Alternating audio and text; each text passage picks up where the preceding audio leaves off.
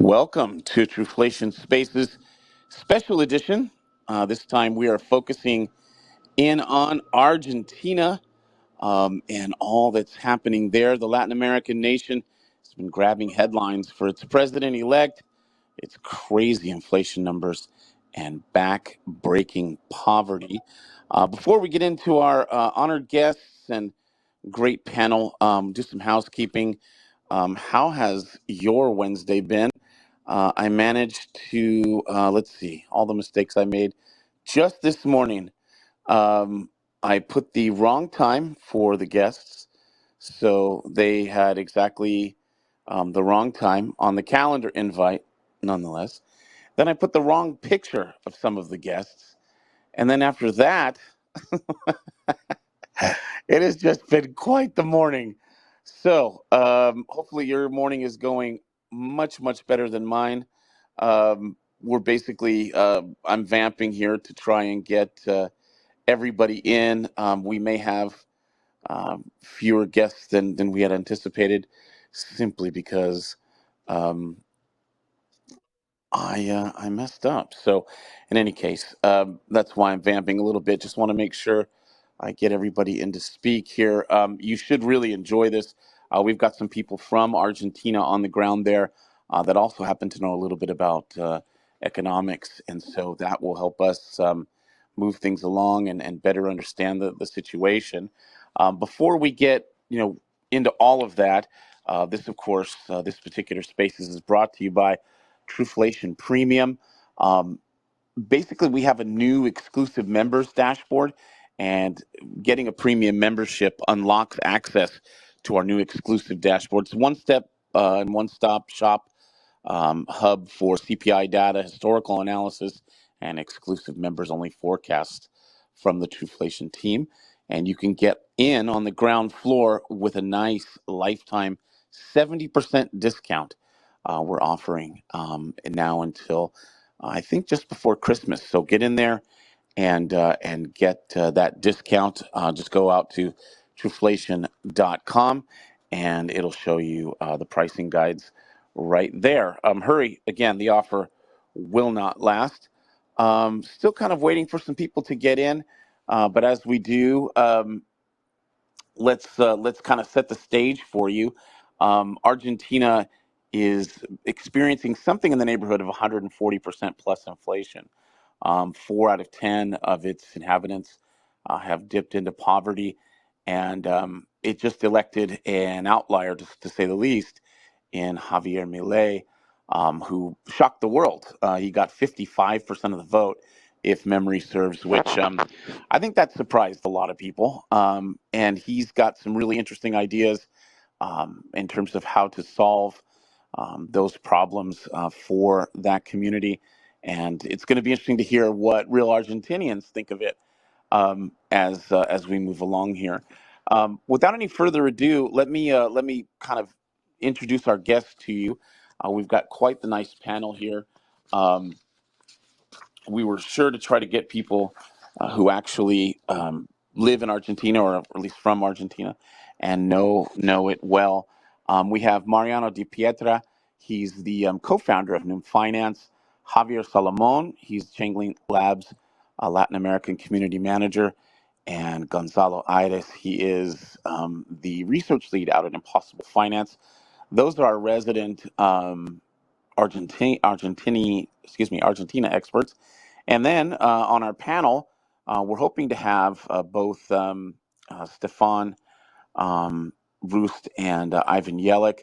And we, of course, are going to be joined by our old pal, Joseph Chantal. He's CEO of 42studio.io and dvdt.cc. Hopefully, we'll get them all in here as we go. If you are a guest speaker, do me a favor and let's see here. Um, Ask to speak so I can get you up. Otherwise, we'll just kind of continue on. But welcome everybody to Truflation Spaces. We really appreciate you joining us here. It's been a crazy morning. So, without any further ado, let's start then with, I guess, really I can throw it to anybody, but Mariano, can you kind of set the scene for us? I did a little bit here with regard to um, how to how Argentina is in terms of sort of the headlines. But can you round it out a little bit for us and kind of let us know kind of what the reality is there? Do you get a sense of how people are feeling? Hi, good, I believe, well, good mornings for some of you, good afternoon for some others. Thanks for the invite, first of all. And yeah, I mean, it's having a crazy week here in Argentina, uh, mostly because, yeah, we already have a Minister of Finance as our economy, as we say here in Argentina. It's called Luis Caputo. He will be the one uh, yeah, kind of trying to deactivate one of the most difficult bombs that right now the economy has, that they are called LELIX. LELIX is an instrument that kind of control the interest rates in Argentina. And for most of the people are these instruments, these financial instruments are the ones to blame for the inflation, right? Because with these instruments, also what you are doing is running a fiscal deficit, right? So in simple terms, this is the government is spending much more than it's currently, let's call it earning, right? And that it's being also um, paid by the Central Bank of Argentina, right? That is why also this was one of the main message from Javier Milei, the elected president here, right? Is that he wants to actually close the central bank because the central bank is like a tool for politicians to rob people in their faces, right? And it's been happening like since forever practically, because it's crazy that Argentina, although we have like many different types of governments in terms of, yeah, socially mostly, but also we have some liberal governments in the 90s, but in the whole sense, we have like more than 80% of inflation averaging for the last 100 years, which is kind of crazy, right? Wow. That is why most of the Argentinian people, like me or my family or my friends, we kind of, yeah, we burn saving in dollars, right? It's already deeply rooted in us that, yeah, the pesos is there, but we save in dollars, right? So yeah, right now the one of the hottest topic in the country is, okay, how we deactivate these LELIX, right? Because they are a big mass of debt. It's an internal debt. Currently, just to get a sense of it, it's like for every peso that is in circulation, you have 3.5 pesos in these LELIX instruments that are currently printing pesos like every day, like billions of pesos, right? And yeah, I mean, that is a ticking bomb because it also can produce a hyperinflation, right? Let's say that the government wants to deactivate this whole thing and then start to lower the interest rate. So now those pesos that are locked in the central bank will go directly to quote unquote the street, right? And that really affects inflation if those pesos are start to be in exchange in the black market for dollars, and then that is how you get the prices affected, right? Because when commerce and different shops are starting to see that the dollar is rising, they are starting to rise in the price also, right? So that is one of the fears of the government. So they have to come up with a solution that means, okay, I don't want to have these LELIX paying that interest rate, but I don't want either to those pesos being circulated on the street, right? So that is right now the dilemma that they have, and they elected this guy called Luis Caputo to try to find a way, right, to deactivate this thing. And are you if you don't mind me asking, Mariana, are you a native Argentinian? Yes, I'm native here. Got it, got it. So, and you guys, I would have to assume that, see, as an American, it's my birthright to be lazy and really not know much about the outside world. and especially about currencies, right? I would imagine that Argentinians are, just by necessity, almost experts in currency exchange and inflation. Like I mean, you guys have lived it, right? Ever since you were born, right? Yeah, it's crazy. It's crazy because one of the things that we saw in other countries, it's like the step by step to a country with high inflation is the same for all countries, right? You start to see that one of the first thing that government starts to do is to try to publish like quote unquote fake metrics of the country, like fake data, and saying, okay, the inflation is, I don't know, maybe 3 or 4% or whatever percent it is, because we say that the price consumer index is this. And when you start to look like really deep into, okay, how you get to that number, it's crazy because it's all manipulated, right? And that is one thing. So you in that way you can kind of start to influence the public opinion, right? In which you will have people defending the government, and you will have people criticizing the government, right? That's pretty much in every Hmm. country. But you have to go to the data and start seeing. In fact, one of the another motto that Javier Milei had this campaign was it was called in Spanish "dato mata relato." It's like data kills speech, right? It's if you go to the data, your speech is completely invalidated, right? And you start to see that in other countries too, right? They first start manipulating the data, then start printing money if they are running at a fiscal deficit, and it's crazy because it's probably like the Milton Friedman quote that it's printing money is very similar to getting drunk, in which once you can start, it's very difficult to not print the money, you know. So yeah. Yeah, yeah. That is wild. And thinking about the importance of getting good data, objective sources of data. It's you've got official organs, government organs, political organs telling you, oh no, inflation, it's not terrible, it's 3-4%, and you can see on the street as you go about your daily business that it's much much much much worse. That has to be like terribly unnerving. Before we get too much further here, I see that we've got our CEO, Stefan Rust, who's joined us. Stefan, thanks so much for coming back again.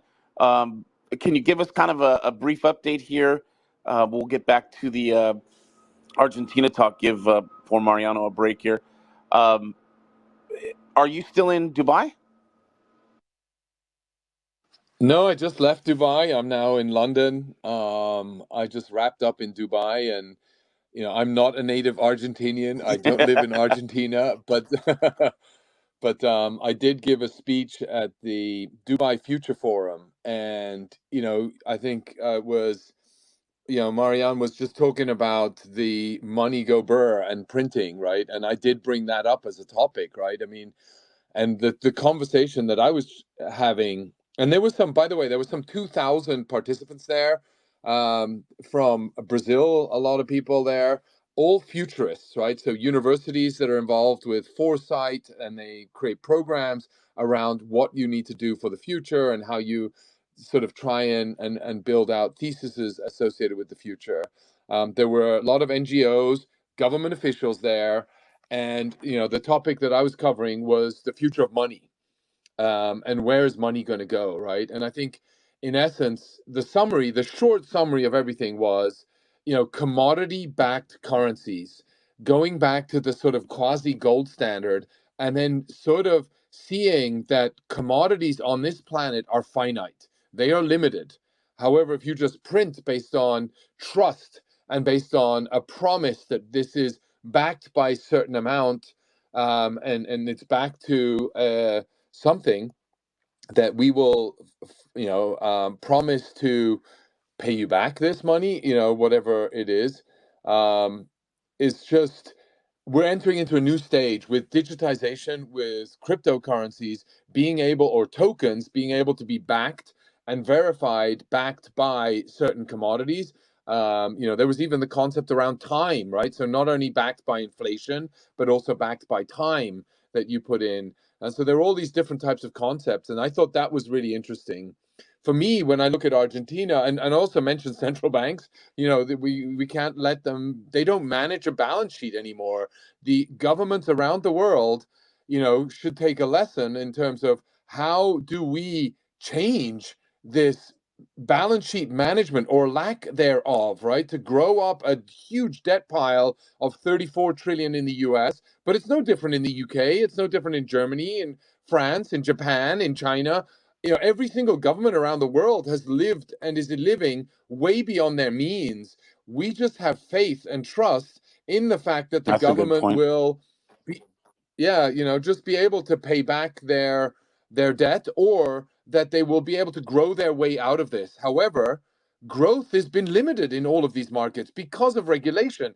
Techpreneurs are seen as demons. They're bad for the economy. All they think about is making money and meritocracy, and let's slow them down. And they're not complying. Whereas all these bureaucrats, and by the way, the 2000, I don't want to say bad things about them, but a lot of them were bureaucrats that were worked their way up over 40 years through offices and in the same jobs to get to that role where they can then layer on government and regulation. It is not the answer. And I think where Argentina has done a really good step, or Milei specifically, and the population that is backing him, we want change. We want less regulation. We want to get back to growth. We want to be confident around our nation and bring it back into a leadership position. My question is that transition, do you go from all of a sudden from peso disappears and we just have the US dollar? Does that happen from one day to the next? What's that transition going to look like? And then the second one is there an expectation to go into a bit of pain for maybe 1-2 years before one sees some of the benefit? And is the population ready for that? I've been you know pretty enthused by Milei's rhetoric um, post president elect. He's talked about an organic dollarization, and he's basically saying this is not a fait accompli. Like this could, there's lots of obstacles to getting it this way, and he's kind of he's he's on the one hand saying we got to rip off the band-aid, and on the other hand he's saying, but I have to do it within the the will of the people and the bureaucracy and handling all of that. This is a pretty good time to bring in another guest that we have, an honored guest here, and that's Javier Salomon of Chainlink Labs. He's the Latin American community manager there. Hey, Javier, what do you see with the election of Milei that Stefan gave us a nice segue to? Is that seen by and large as hope? Or is he seen as kind of a crazy Trumpian figure? What's your sense? Hey, hey, yeah, thank you for having me today here. I've been a big fan of Truflation for a long time. Well, I heard Stefan talking about this project a couple of years ago. As an Argentinian, for me, it was like it just makes sense to talk about this. But yeah, thank you for having me. Um, Oh, we're glad to have you. and yeah, talking about yeah. Sorry, no, I'm sorry. I interrupted. I said we're glad to have you. So your thoughts? Do you like what sense do you get of how Latin Americans are kind of looking at Milei? Yeah, sure. Yeah, Javier Milei is he wants really shaking things up in Argentine politics. Milei is all about libertarian ideas, which is a big shift from the usual political scene in Argentina. He's pushing for more economic freedom and more power in the hands of the people.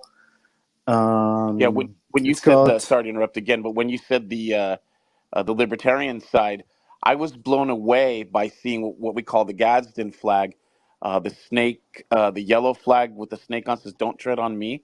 I saw a bunch of those in Mhm. Argentine like protests, and it's fascinating. Is there a libertarian streak to the degree that we're seeing it here in the U.S.? It's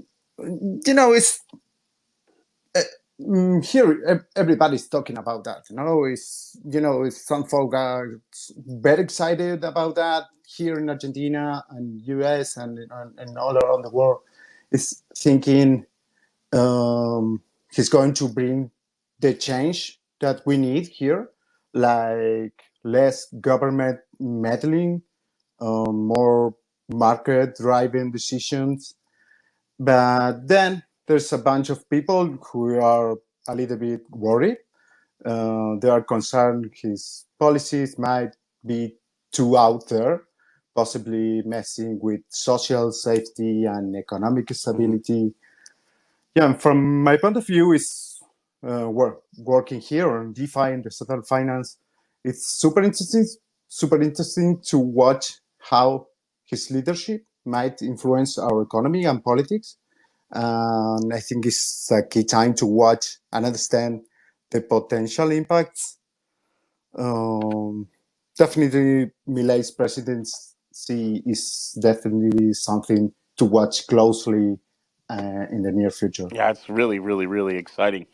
It's a good time as any to bring in our other honored guest here. That's Gonzalo Aires. He is part of the Impossible Finance crew. He's the research lead out there. And I found an old picture of him, I guess, for our promos. And he was really excited about that because he said it made him look younger. So hilarious. I made so many mistakes this morning, guys. I can't even believe that I'm alive. Anyway, Gonzalo, how are you doing, brother? Thanks for coming on. And what's your impression of all that's happened in Argentina over the last few weeks? Okay, thank you. First, thank you so much, Rourke, Stefan, and Truflation team for the invitation. Really glad to be showing you here and share my personal and biased impressions about what's happening here in Argentina. So I think the first thing that I would like to address was Stefan's comment regarding the short-term pain and if our population is prepared to go through it. And I think that is one of the major fears that most of our population has, because we have this 140% inflation, and a lot of the prices are actively being pushed down by spending and subsidies, like, for example, energy. And I think we have one of the cheapest oil and gas prices globally. And if you liberate the price, it will have another huge spike on inflation because, for example, it affects transport prices and it will move up the prices of everything that depends on oil prices.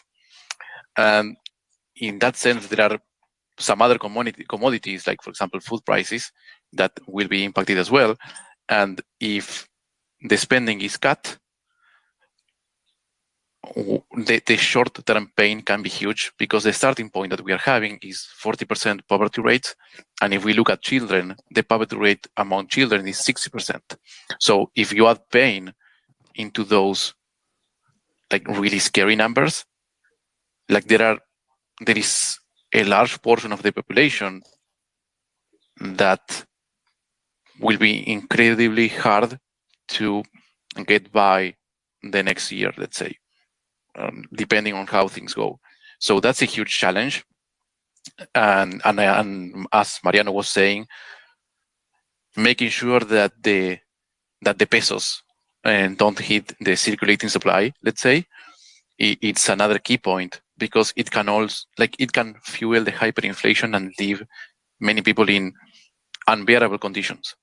And if these people get in unbearable conditions, he will find a huge opposition to implement whatever measures he needs to. And those oppositions from the social side will be leveraged by the opposing political parties that they are not happy that they lost power, and they still have a huge presence in the Congress, a huge presence in different provinces and municipalities, and they still retain a lot of power. It's not that Milei has like a white check to do whatever he wants. Mm-hmm. In fact, to get into power, he had to make a lot of concessions to one of the political parties that is led from Macri, that's Juntos por el Cambio, that's Together for Change, in order to get the support he needed to get elected. So I would say I am quite skeptical on his capacity to push forward with all these changes and rip off the band-aid, as we were speaking.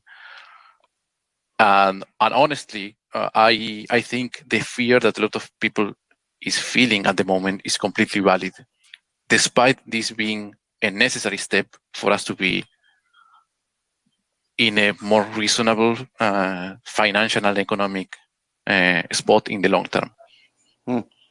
Yeah, go ahead. Yeah, sorry. Just on that note, right? I think that's interesting because I think you're highlighting some of the pressures that he's going to experience internally, right? And I think it's interesting to hear that from your side, right? I just came back from Dubai, as I mentioned. There was a whole bunch of skeptics out there that, especially across, I'd say, more the socialist countries, living without a central bank. Oh my God, they can't imagine what an economy is like without a central bank, right? It's like, and I think as an entrepreneur, and all of us here are working with startups, right? You generally tend to start maybe with 10 projects, knowing full well that maybe 4 or 5 of them will work. And my view was, like, he's taking on a whole bunch of experiments. If he can at least achieve 50% of all his commitments, or 40%, that's already a significant change about the way things have been going. Is that, do you think that that's a possibility that he could achieve maybe 40% of that? I would say achieving 40% of what he promised in a 4-year time span would be optimistic. And if we can go through that without having a huge social turmoil, it would be definitely a win in my books. Like the deep of the pain that we have, it is really, really difficult for me to imagine that we can go through that in such a short time span. That's fascinating stuff, because we forget, we especially in the United States, being so far away, and having such a unemotional distance, we tend to think of like Argentinians or whoever as just solely economic actors, but you have to factor in social pressures, like you were saying, the safety net there, and as you were talking about all the different programs that people have come to depend on. I was thinking here in Southern California, um, we like to think of ourselves as go capitalists, but if you scratch us here, if you've ever come to places like San Diego, in Southern California in the United States, you'll note that it's a huge military town, and how much of what we have here is due to free markets and go capitalism versus the federal teat, for lack of a better phrase, the federal trough, that everybody's feeding from, and we just don't acknowledge it. We think we're these amazing individual capitalists, but in a matter of fact, we're kind of closet socialists. So I was thinking, as you were talking about it, to have someone come in and just go, yeah, it's over now. Like, what do you do? Like, how do you make that transition without pissing a lot of people off? So, excellent observations, Gonzalo. Not to cut you off, but I want to bring in one of our panelists here. He's the CEO of 42studio.io and dvdt.cc. That's Joseph Chantal. Joseph, you're up. Do you have any questions for our guests? No, I think it's first of all just glad to be here, and Argentina is a great place. Like we all know Argentina because of their soccer, but what we don't know is that like these guys are super resilient. Like it feels like every 20 years they go through like a massive Right. crisis. And in the words of like Nobel, laureate Simon Kuznets used to say that there is three types of world. There's a developed world, there is an undeveloped world, and then there is Argentina and Japan. And I think that what Milei wants to do, he's actually the first leader that's coming from the Austrian School of Economics, which is the complete opposite of like neoclassical and Keynesian models that have been dominant worldwide. And that's what central banks are there for, by the way, is to promote those. And if there's actually a country that can make this switch, it's a 180 switch basically, right? Going from an inflationary model to a deflationary model in terms of money supply. And I think that Argentina is the only country that actually can handle this particular experiment that Milei wants to do.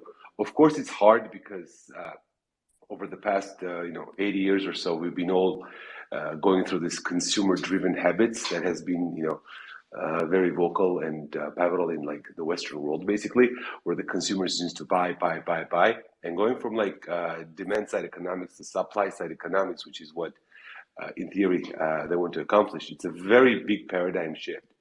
And most importantly, I believe that it's a shift that if there was a time when somebody could do it and pull it off, it's probably now, because of the technological innovations that were not existent, when the whole debate of Austrian versus Keynesian economists was going through. Back then, a lot of the things that Austrians wanted to do was impossible to do because it's just like a pie in the sky, impossible to achieve. But right now, where we're standing at, I think it's something that they should potentially pull it off. And if they do, this is going to send shockwaves all over the world because, guess what? The suppliers and the people that are creating the supply, they're the ones that determine what's needed because of what they think is in demand, and not the other way around where demand says, I want this, and somebody needs to create that. So it would probably like slow us down a little bit.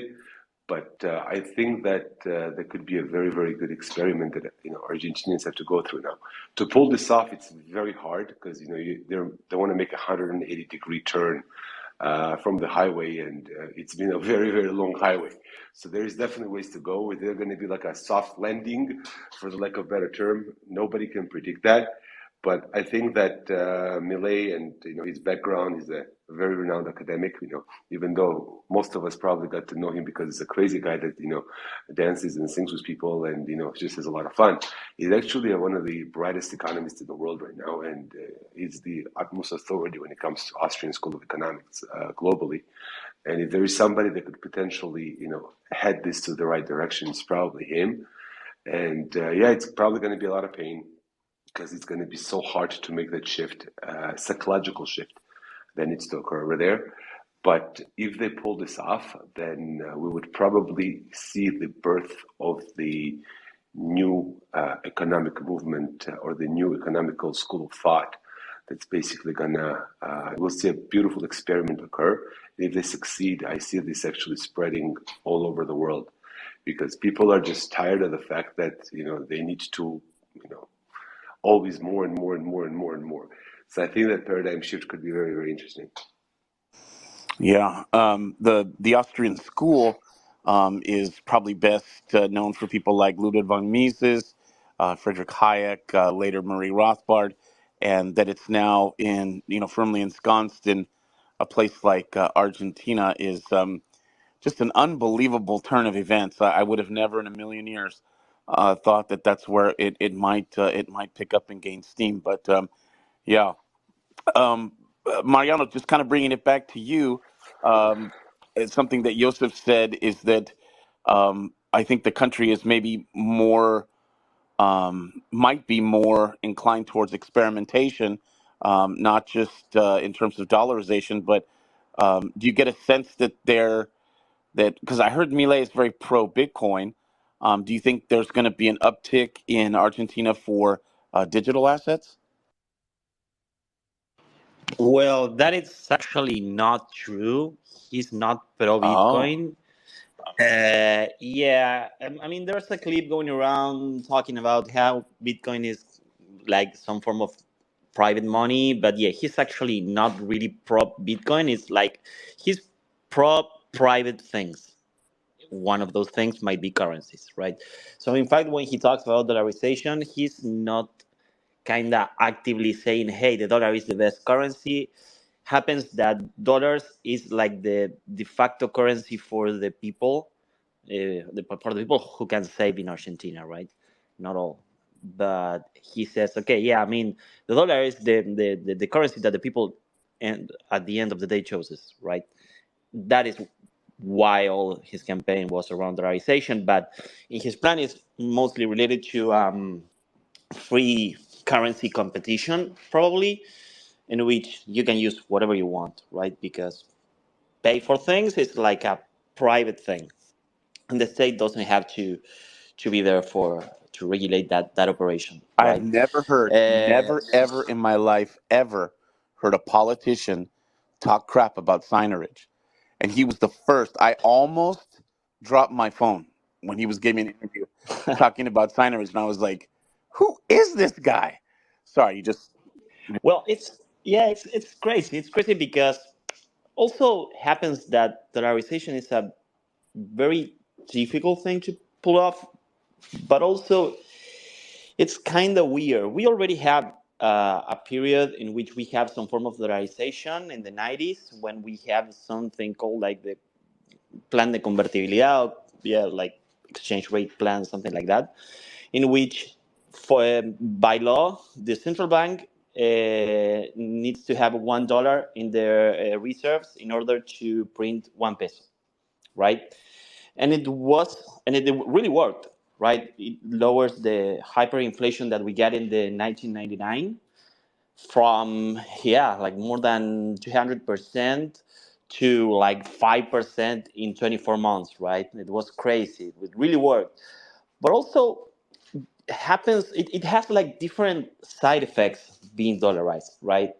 Is in which you are tied to what the economy of another country is doing, right? So, for example, if we in Argentina, we are like pretty much like a commodity country. Most of our gross domestic product is based on how we export food, for example. And happens that, let's say, United States wants to be, I don't know, maybe contractive with their monetary policy. We suffer that in a moment that we should be kind of expanding because we need to sell this thing, right? So that is why, for example, in the 90s, Argentina became like a really, really expensive country. Even I believe that one time was more expensive than Japan, for example. And that also completely, yeah, broke down in pieces, right? That is why that period became one of the main reasons why then socialism uh, took the power, right? So we have to be very careful on this dollarization thing. But I do celebrate that Milei is an anarcho-capitalist guy. So it will be very, very interesting to see this control experiment on different forms of free market in the country, right? One of those experiments might be dollarization or free currency competition, but I believe it will take some time. And as he said, he has in his plan, it's like three generational reforms, for example. So you have like the first generation of reforms or changes in which contemplates closing the central bank, right? Uh, Make a change on the laws that are related to labor, right? So people can hire and fire and other people without going into like crazy expenses. Right now in Argentina, there's like an industry of I don't know how to say in English, but when you hire someone in Argentina, and if you fire that person, you have to pay like a very, very big penalty. That is like a law that the socialists installed here like a very long time ago to prevent this type of yeah, contracts. So right now if you want to be an entrepreneurship in Argentina, it's very difficult because you have to take into account that if you hire and fire this person, it will cost you like a lot of money, right? And that at the end of the day, it really it really prevents the country from growing, right? Because small and medium enterprises are the one that really, kicked out the growth on a country. And this is all blame. You have to blame this on the socialism, right? And he wants right now to reform this law so everyone can kind of hire without having to pay like any excess of money for that. And then you have another types of reforms and changes that he wants to do that are more, uh, yeah, I would say difficult, right? That it's related on how the country shares the different taxes that we have right now. For example, we have that. This is funny. We have 177 taxes on the country, and one of his reforms wants to lower this thing to only have 10 taxes across the whole country, right? And one of these taxes is one of the most important ones that is called coparticipación federal, which means like federal coparticipation, in which the nation state that has all this money for all those 177 taxes share a bit of those taxes with each sorry, with each of the provinces in the country. And it happens that in the last, I would say, 30 years, that share it's being used in a political way for each of the governors of the province to kind of follow the politics of the nation state, like a bribe or something, you would say. So Milei wants to also reform this, but it's also very difficult because he needs like a constitutional reform to do it, and he needs like a lot of political power to do that. So yeah, he has a big battle ahead. Wild, wild to think about. Um, Javier, looking at it in with some of the things that Mariano just said, do you think there's more hope um, with a guy like Milei and some of the challenges of Latin America broadly, that we're going to see more digital assets enter the space, or is it? Do you think it's just going to be a battle to get U.S. dollars? Yeah, um, great point of view, Mariano, to talk about. Yeah, Milei is not essentially pro Bitcoin because uh, all the people around the world is thinking that is like, okay, Argentina is going to be the second country to approve Bitcoin like legal tender. That is not something that is in mind of Javier Milei. Um, yeah, about dollarization is could mean more stability for us. Uh, we've seen our currency go through a lot of ups and downs, right? So tying our economy to the US dollar might make things more predictable, we can say, and it could help with the crazy inflation we are dealing with. But yeah, the dollar have also inflation. We're not fixing the problem exactly, no. But on the other hand, there are some real downsides to consider. Is if we switch to the dollar, we lose control over our own monetary policy. That means we can adjust things like interest rates or to suit our own economic needs. And there is also the question of national pride and independence. Milei has this idea to remove our central bank, but I think it's not remove, it's change. It's because we are going to depend on the United States central bank, Good point. relying. Yeah. No, I was just saying, good point. Relying on another country's currency, yeah, it's a complex issue.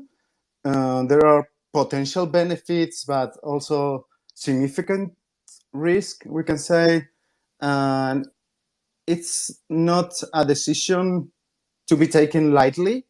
And it's about finding the right balance for Argentina's economy from here, and the future. Yeah.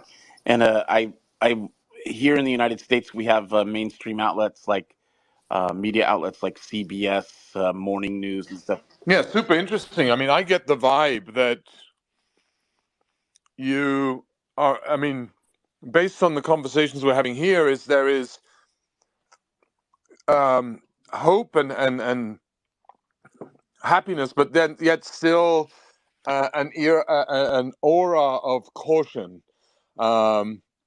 It's not going to be easy, and I think everybody's ready for it not being easy and expecting it not to be easy, but sort of keen to see the change. But a lot of uncertainty, right? It feels very uncertain. Where is this going to go? What are the directions? Which is to be expected, right? I mean, the changes that he's won the campaign on, that he wants to drive, are definitely going to be, they're pretty significant. And I think nobody's gone down and shut a central bank down. I mean, we haven't seen that in the world, but the experimentation to, it's. I mean, I from the outside, just seeing that experiment take place. What does that look like? How is that going to play out? And you guys are really going to be at the cutting edge of driving about change. And this, I feel, is going to come to other countries as well. It's just the first step. I mean, you're seeing radical change in Holland as well. It's just they want a change as well. And so I think it's you're going to have in a way a competitive advantage by having gone down this path first. I don't know how you feel about that because you're actually in the driving seat for that, right? And but I just see that it's really healthy to hear that you're skeptical as well about cautious, maybe not skeptical, just cautious about everything and very pragmatic, and it seems very educated in the process.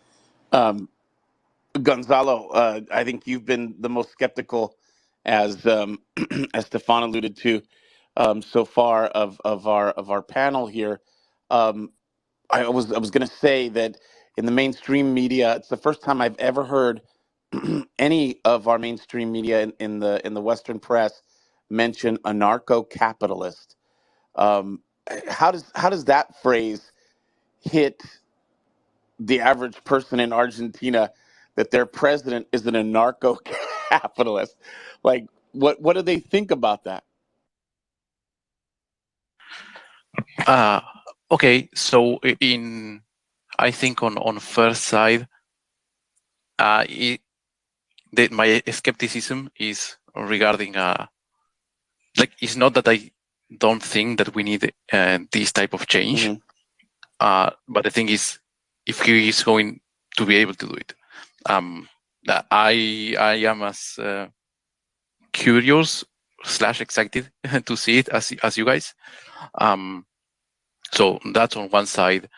I think the anarcho-capitalism is probably like in some part of the population. I think especially in the young people was well received, but I think most of his support comes from the fact that he is the main opposing line to the current government and the line of thinking that got us into this space of 140% inflation, huge amount of poverty, and no type of change in sight if we keep our current leadership or anything that is nearby in terms of, let's say thought change or alignment. So we need a radical change. We need to put a stop into whatever we are doing right now. And Milei was able to capture that expression from the population, and he was able to articulate in a way that resounded profoundly in a part of the population. And in fact, I think that something that is worthwhile to highlight is that he was not a political actor at all just a few years ago. If you go back 2 or 3 years before now, he was talking about economics as panelist in some TV shows and doing some theaters shows at theaters, and he was a consulting economist, let's say. So I would be hesitant to see or to think that the amount of voters that he had are actually pro anarcho-capitalism. I would say maybe a small part of those are actually aligned with anarcho-capitalism, and the others are saying, okay, we need a change, and this is the best we have for now. Let's throw the dice and see what happens. Yeah, that's the sense. It's wild to see the phrase in mainstream parlance here in the United States. It just blows me away what this guy has done. He hasn't even put on the sash yet. He hasn't even had his first day as president, and he's already changed the conversation across the world. So that's interesting. We do like to open up questions to listeners. We want your questions, and if you have anything you want to add or say or ask of our panel, you've got people here from Argentina actually, and you of course have the CEO of Truflation, Stefan Rust as well, and Joseph Chantal. Ask away. Get in here and ask us some questions. Um, Kind of going back, Stefan, um, from an outsider's point of view, um, does it make you more inclined to want to do business in a place like Argentina someday? Okay, maybe you didn't get that. Looks like we do have a guest speaker here. Let's go to Ya Osafo. Yeah, so my Oops. first thought after the election was, man, I better move to Argentina. I think there's so much opportunity there. It's going to change the world. It's going to be, I really, I felt a lot of positive energy coming from that movement. It was just, yeah, unlocking the ability to, again, innovate, be free. I just felt that my gut told me that there was going to be a lot of innovation taking place in Argentina, systemic innovation. And as a result, that would result in a lot of opportunity, economic opportunity. I even just spoke to my kids, you should go down there and do interns down there and experience what it's really like. And one of my sons was really eager to go and experience that. So yes, to answer long story short, I still think he should go and do it and experience what it's like. He's also an economics student, so he's studying economics. Boy, this would be the place to Yeah, go. and we had it was interesting to Yeah, see. this would be the place to go. You get to live it. Looks like we've got some questions from listeners. There might be a bit of a delay, so sorry if I step on anybody here. First up is Ya Osafo. Do you have a question for our panel?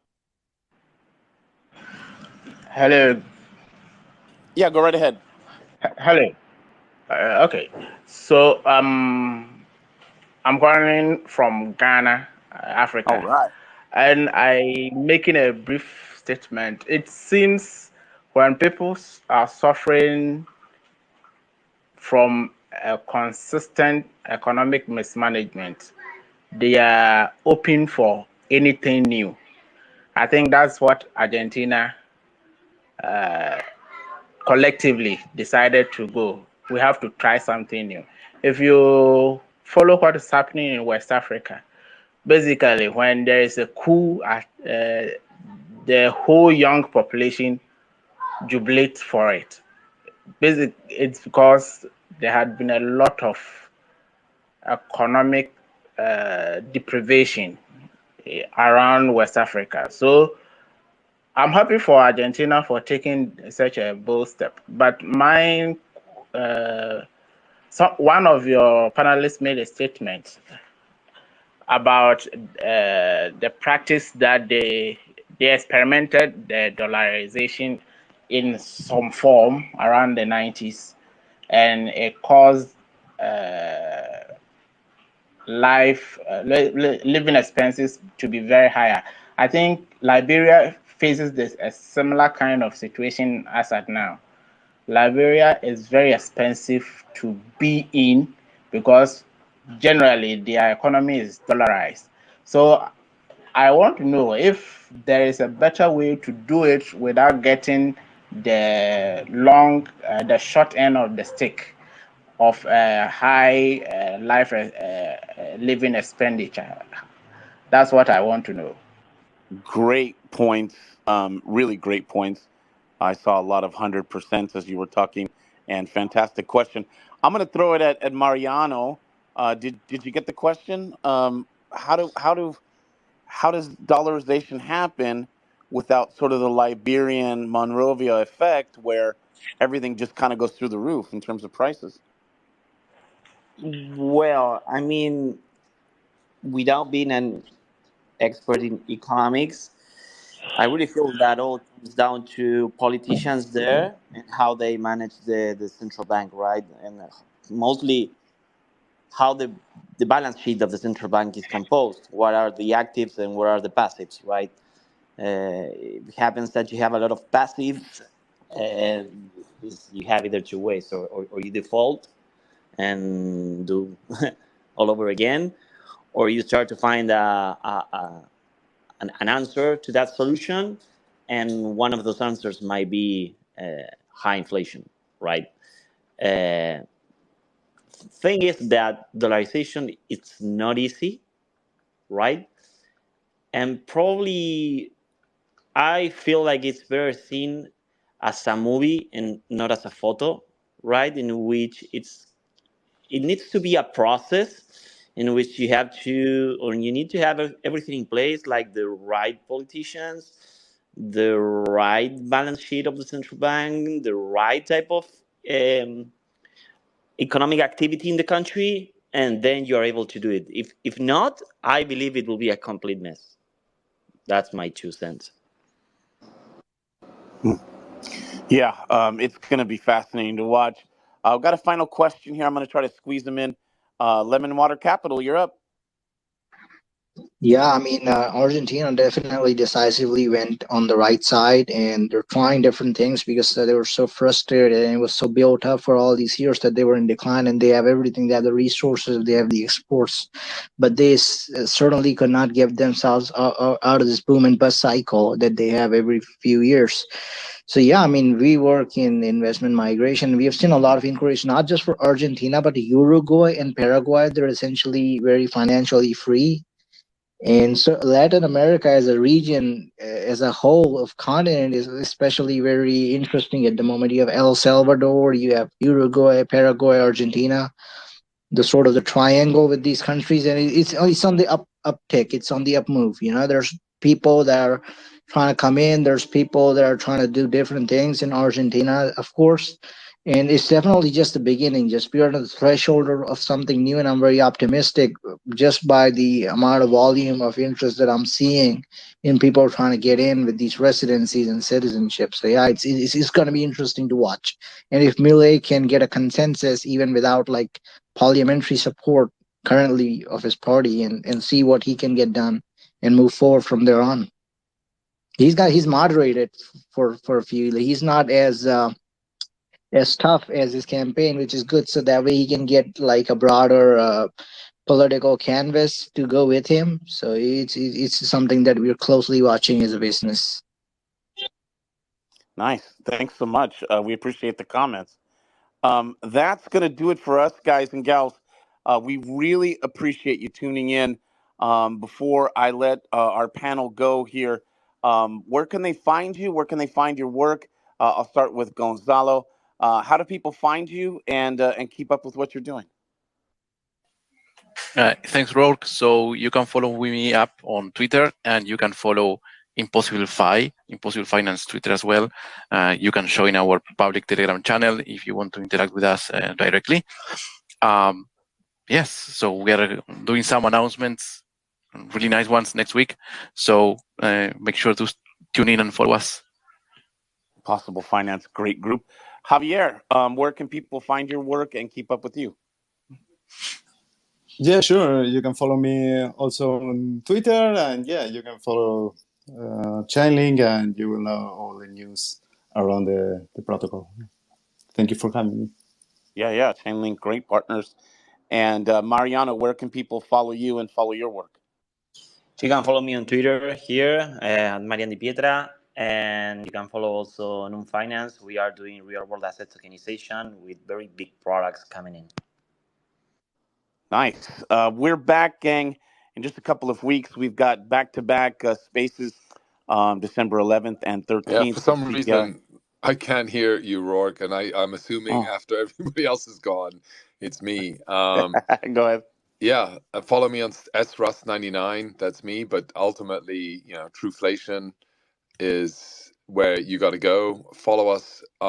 Join us on Telegram, Truflation, and on Twitter. That's where you get most of our updates. That's where you can interact with us, interact with the community.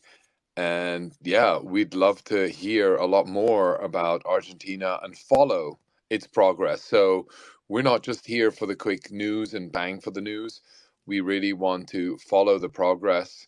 We've been talking a lot, and we have very close relationships with Chainlink as well as with Impossible Finance about setting up an inflation calculator and an inflation index for Argentina as an independent, transparent source of truth, that people can actually measure independently the performance of an economy and how change is working. And so love to do that. And obviously, with the support of a community down there, everybody joining, everybody giving input. Our goal is in 2024 to launch 6 new cities or 6 new countries where we track inflation. And Argentina is definitely one of the ones that the community is asking us to really look into. And we have been doing that and want to do more of that. And this is a great use case for us to do so. So please follow us on Truflation on Telegram and on Twitter. It's also Truflation. And yeah, let us know your opinions, what you think we should be doing and how we can be better. All right, everybody. Well, that was a great episode. Thank you to the panel, all of our guests. Thank you for listening. We're back in just a couple of weeks. We're going to have back-to-back spaces on the CPI and FOMC, December 11th and 13th. So look for those announcements coming soon. We will see you then, everybody. Thanks again, and enjoy the rest.